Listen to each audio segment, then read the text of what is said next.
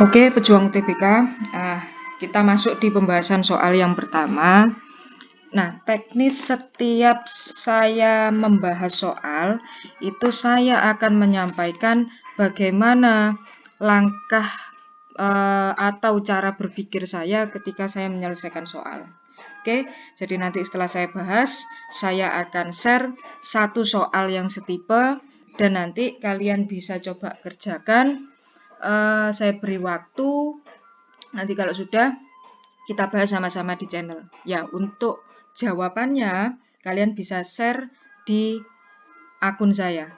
Ya, jadi jangan di channel karena kalian tidak bisa kalau chat di channel. Oke, untuk soal ini itu yang jadi pemikiran saya pertama kali itu saya berpikir gini. Karena di situ ada persegi, berarti saya berpikir bahwa ada hubungan antara sisi yang atas dengan sisi yang bawah.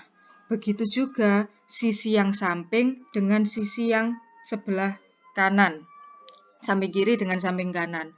Nah, nanti hasilnya itu bisa sesuai dengan kotak yang ada di tengah. Jadi saya beritahu gimana cara berpikir saya. Gini, jadi saya berpikir bahwa angka yang ada di atas dengan angka yang ada di bawah itu memiliki suatu hubungan. Nah, sedangkan angka yang berada di samping kiri dengan samping kanan itu juga memiliki suatu hubungan. Nah, saya berpikir seperti ini. Kalau angka 10 dengan 5, kemudian hasilnya 4, itu tidak mungkin saya tambah. Berarti kan jadinya tambah besar. Saya kurangilah. Tuh. Nah, jadi 10 dan 5 saya kurangi. Saya beri rumus kurangi.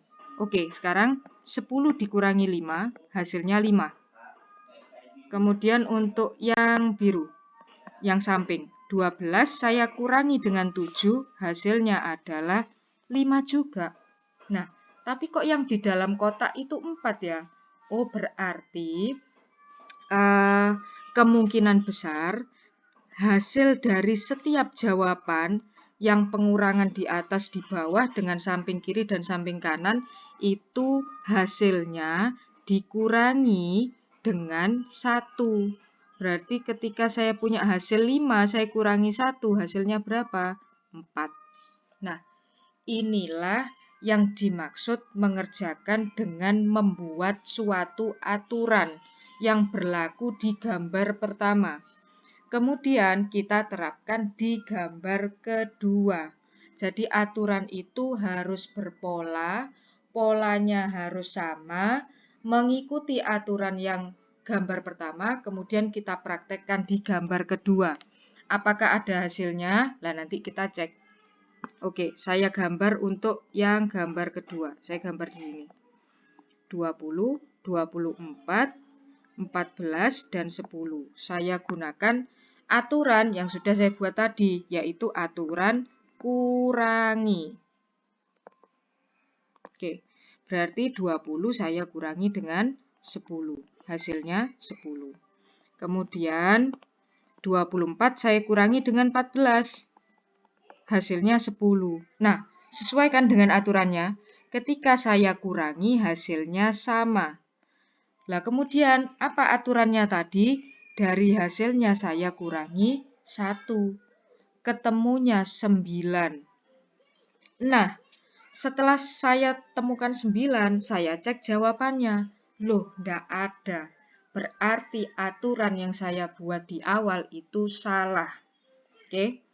Nah, jadi apa yang harus kita lakukan? Kita ulang dari awal, membuat aturan lagi. Nah, jadi pejuang UTBK, setelah kalian nyimak bagaimana pembahasan saya yakin kalian pasti berpikir, berarti untuk membahas satu soal itu ribet ya? Iya, ribet untuk soal matematika yang seperti ini. Kenapa? Karena kalian harus terbiasa untuk memecahkan soal-soal logis, membuat aturan-aturan atau penalaran sistematis dan analitis untuk menyelesaikan masalah ini. Solusinya gimana? semangat. Kita belajar mulai dari awal untuk kelas 10.